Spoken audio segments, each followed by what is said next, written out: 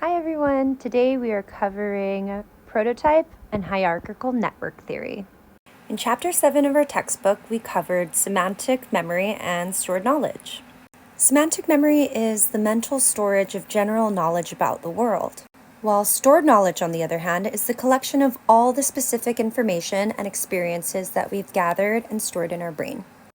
Both of these help us understand, remember, and use information in our daily lives. So let's compare and contrast the two organizational approaches we discussed in class, the prototype approach and the hierarchical network theory. But first, what do these even mean? The prototype approach is like having a mental picture of what something is supposed to look like. Imagine you're thinking about a category like dogs. In your mind, you have an idea of what a typical or average dog looks like. This mental picture is called a prototype. When you see a new dog, you compare it to your mental picture to decide if it fits into the category of a dog.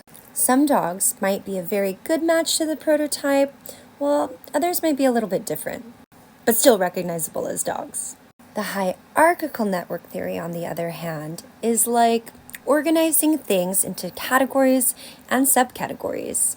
Think of like a family tree.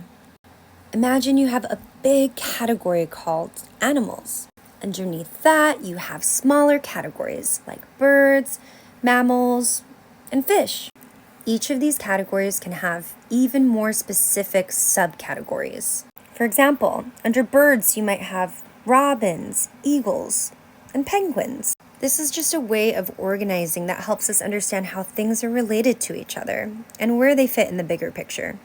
So, let's compare the two. Representation.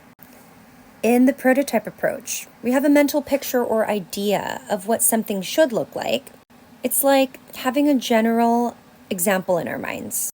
In the hierarchical network theory, on the other hand, we organize things into categories and subcategories, like making the family tree. In the prototype approach, things can be more or less similar to the prototype. We compare them to our mental picture to decide if they fit in a category.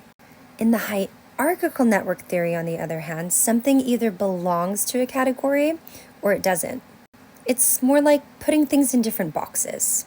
The prototype approach allows for variations and flexibility within categories. The hierarchical network theory, on the other hand, provides a more structured way of organizing, where things have specific places in the category tree. The prototype approach can sometimes be mentally challenging because we have to compare things to the prototype and think about how similar they are. The hierarchical network theory makes it easier to organize and find information because things are placed in categories and subcategories, like following the family tree.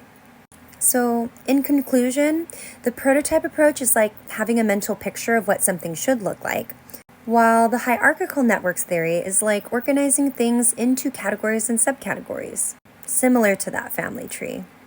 Remember that each approach has its own way of representing and organizing information, making it easier for us to understand and remember things.